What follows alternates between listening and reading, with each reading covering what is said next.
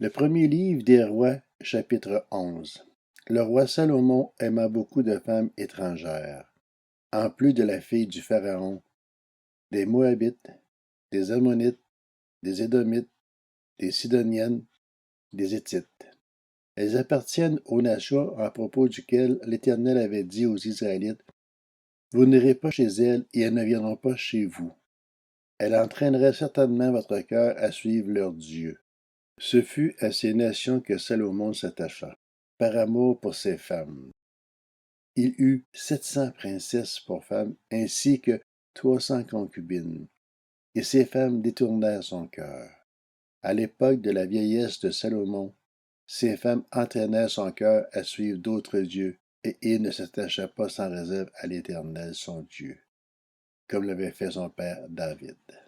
Il suivit Astarté, la divinité des Sidoniens, et Milcom, l'abomination Dieu des Ammonites. Salomon fit ce qui est mal aux yeux de l'Éternel, et il ne le suivit pas pleinement, contrairement à son père David. Ce fut alors qu'il construisit sur la montagne qui se trouve en face de Jérusalem un haut lieu pour Chemosh, l'abominable dieu de Moab, et pour Moloch, l'abominable dieu des Ammonites.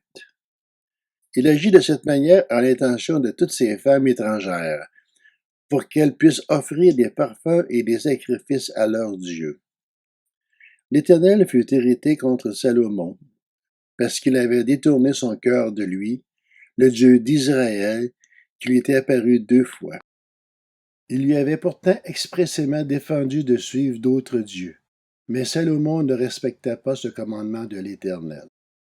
L'Éternel dit alors à Salomon, « Puisque tu agis de cette manière, et que tu n'as pas respecté mon alliance, ni les prescriptions que je t'avais données, je vais t'arracher la royauté et la donner à ton serviteur. Toutefois, je ne le ferai pas pendant ta vie à cause de ton père David, c'est de la main de ton fils que je l'arracherai. Je n'arracherai cependant pas tout le royaume à ton fils. Je lui laisserai une tribu à cause de mon serviteur David et de Jérusalem, la ville que j'ai choisie. » L'Éternel fit surgir un adversaire pour Salomon, Hadad, l'Édomite, membre de la famille royale d'Édom. Lorsque David avait combattu contre Édom, Joab, le chef de l'armée, était monté pour enterrer les Israélites morts, et il avait tué tous les Édomites de sexe masculin. Il était resté 6 mois en Édom avec tout Israël, jusqu'à ce qu'il ait éliminé tous les hommes. Hadad avait alors pris la fuite avec des serviteurs édomites de son père et s'était rendu en Égypte. Il était encore un tout jeune garçon. Partis de Madian, ils étaient allés à Paran, avaient pris avec eux des hommes de Paran et étaient arrivés en Égypte, chez le Pharaon, le roi d'Égypte. Celui-ci avait donné une maison à Hadad, avait pourvu à son entretien et lui avait accordé des terres. Hadad avait trouvé grâce aux yeux du Pharaon, à tel point que celui-ci lui avait donné pour épouse la sœur de sa femme, la reine Tachpeneh. La sœur de Tachpeneh avait donné un fils à Hadad, Génubat, et Tachpeneh l'avait élevé dans la maison du Pharaon. Ainsi Génubat avait vécu dans la maison du Pharaon au milieu de ses enfants. Lorsqu'Hadad apprit en Égypte que David était couché avec ses ancêtres et que Joab, le chef de l'armée, était mort, il demanda au Pharaon, « Laisse-moi partir dans mon pays. » Le Pharaon lui dit, « Que te manque-t-il auprès de moi pour que tu cherches à rentrer dans ton pays? » Il répondit, « Rien, mais laisse-moi partir. » Dieu fit surgir un autre adversaire pour Salomon, Rezon, le fils d'Éliada, qui s'était enfui de chez son maître Hadadézé, le roi de Tsoba. Il avait rassemblé des hommes auprès de lui, et il était chef d'une bande. Lorsque David avait massacré les troupes de son maître, ils étaient allés à Damas et s'y étaient installés, et il en devint les rois.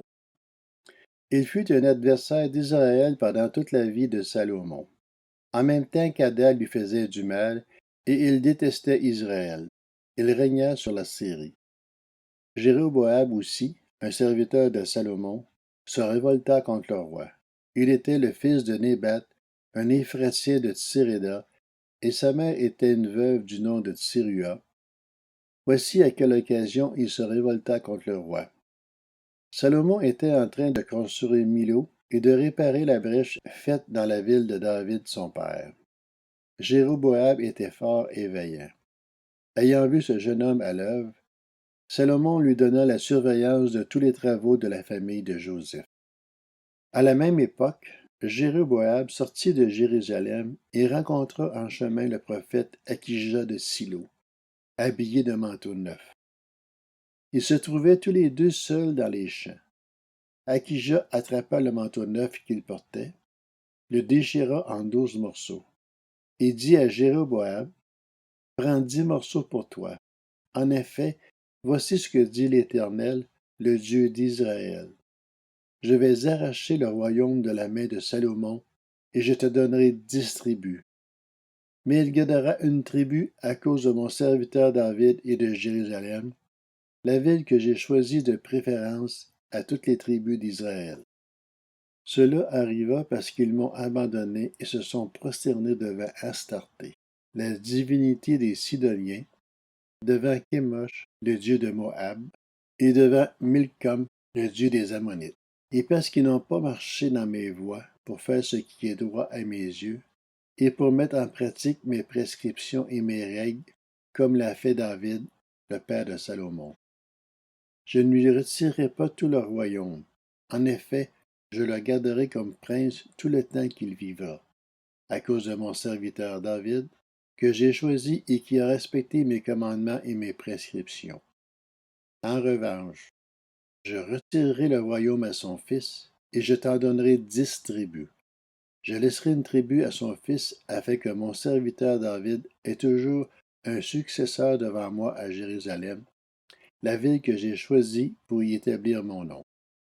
Je vais te prendre pour que tu règnes sur tout le territoire que tu voudras, et tu seras roi d'Israël. Si tu obéis à tout ce que je t'ordonnerai, si tu marches dans mes voies, et si tu fais ce qui est droit à mes yeux, en respectant mes prescriptions et mes commandements, comme l'a fait mon serviteur David, je serai avec toi, et je te construirai une maison stable, comme j'en ai construit une à David, et je te donnerai Israël. J'humilierai ainsi la descendance de David, mais ce ne sera pas définitif.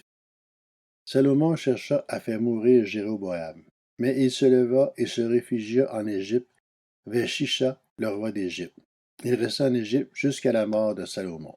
Le reste des actes de Salomon, tout ce qu'il a accompli et sa sagesse, cela est décrit dans les annales de Salomon. Salomon régna 40 ans à Jérusalem sur l'ensemble d'Israël.